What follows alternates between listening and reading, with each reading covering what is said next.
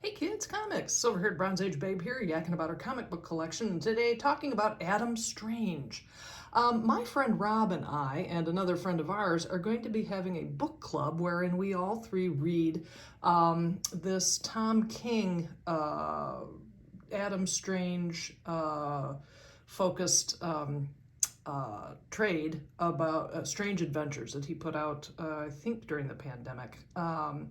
And it sent. I'm going to talk about it in a second, but I just wanted to say that this sent me down a little bit of an Adam Strange rabbit hole because I actually never read him when I was a youngster and hadn't returned to him as the elderly soul who sits yakking at you now. So I went onto the comic book internets and found out that I could get relatively cheaply reprints of his origin story. So this is Strange Adventures number 217, and this is a reprint of his very first appearance.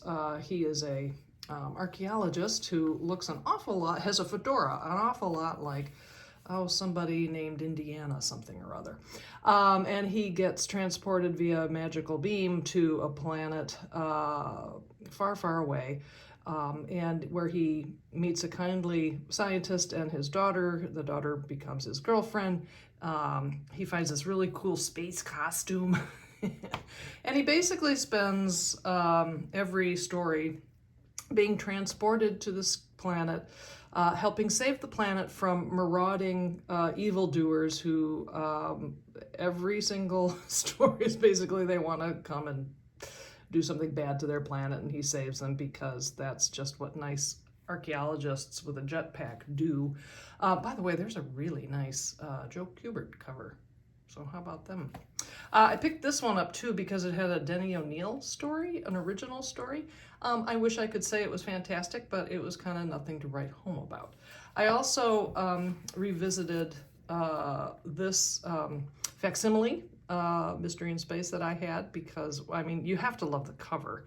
The story, I think this is the one where he joins the Justice League. And then I do want to thank Night Tiger Comics for sending this book to me a while back in an AOK. And so this was actually a more pleasant Adam Strange story because it was only about 8 pages because basically lather, rinse, repeat in terms of the story arcs of his stuff. And I had this one in the collection. He married his girlfriend. And the GLA, was there to help him. And then this, of course, I had in my collection, not because of the story, I don't remember a thing about it, but the Neal Adams art. So, very cool. So, I have to say that Adam Strange doesn't do much for me at all. I think he's... I understand why he was super interesting when he was introduced in 1963 because, oh my God, we're going to space, people. So it was of its time and a real moment in history, and so I get it. But reading those stories now is just kind of painfully tedious. So what I like about this now, my friend Rob, if you're watching this, turn it off if you don't want spoilers of what I think of this. I really like it. I think the art in it is fantastic. 2 artists have the artistic job here. And here's a nice page where you can see the difference between them because it's happening in present tense and past tense and all that kind of stuff.